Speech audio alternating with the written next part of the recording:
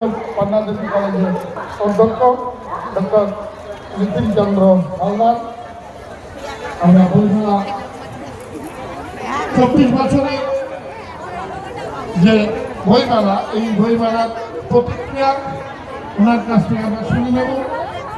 তারপরে জাগৃতি সাংস্কৃতিক সংস্থার কর্ণধার অর্জুন।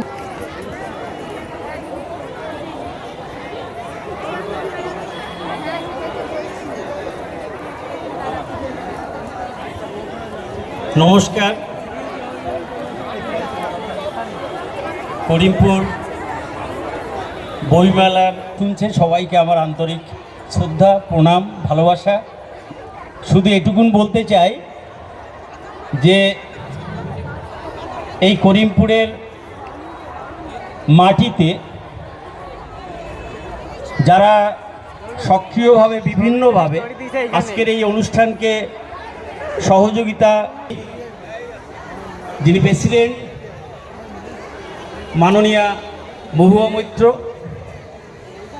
তিনি এই কার্ডের আমার খুবই ভালো লেগেছে যে উনিও এই সংস্থার সঙ্গে সক্রিয়ভাবে যুক্ত, করিমপুরেই রয়েছেন, তিনি থাকেন। তিনি যখন আমি এই কলেজে জয়েন করি বেশি দিন হয়নি, ডিসেম্বর মাসের 10